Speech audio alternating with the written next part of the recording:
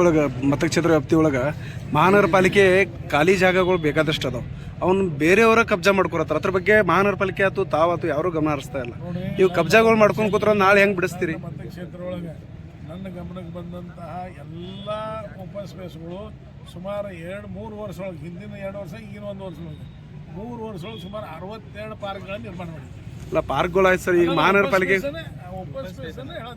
ಈಗ ಮಹಾನಗರ ಪಾಲಿಕೆದ ಒಂದು ಉದಾಹರಣೆಗೆ ಉದ್ಯಮ ಭಾಗದಾಗ ಒಂದು ಶೌಚಾಲಯ ಇತ್ತು ಸರ್.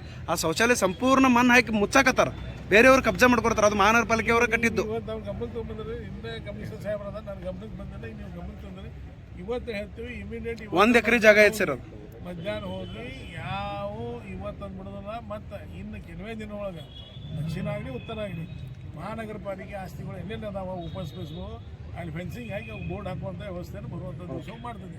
ನಿಮ್ಮ ಗಮನಕ್ಕೆ ಈಗ ಹೆಂಗೆ ತಂದ್ರಲ್ಲ ಹಾಗೆ ನೀವು ಗಮನಕ್ಕೆ ತೊಗೊಂಬಂದ್ರೆ 100% ಆ್ಯಕ್ಷನ್ ಮಾಡ್ತೀವಿ. ಅದ್ರ 2 ಮಾತಿಲ್ಲ. ಈ ಹೋಟೆಲ್ಗಳು ಕಟ್ಸ್ಕೊಂತಾರೆ ಸರ್, ಅವ್ರನ್ನ ಹೆಂಗೆ ಬಿಡಿಸ್ತೀರಿ? ಅವು ಕೆಲವೊಂದು ಕೇಸ್ ನಡೆದ ಉಳ್ಕಿದ್ದೆಲ್ಲ ಕೇಸ್ ಇಲ್ಲದ್ದು ಸರ್. ಇವಾಗ ಕೇಸ್ ಇದ್ದಿದ್ದು ಯಾವ ಅದಾವ ಎಲ್ಲ ಈಗ ಬನ್ನಿ ರಗಡ ಕಡೆ ಖಾಲಿ ಮಾಡಿದ್ರು. ಇವು ನಿರಂತರ ಪ್ರಕ್ರಿಯೆ ಸ್ಟಾರ್ಟ್ ಅದ, ಯಾವ ಬಿಡುವುದಿಲ್ಲ.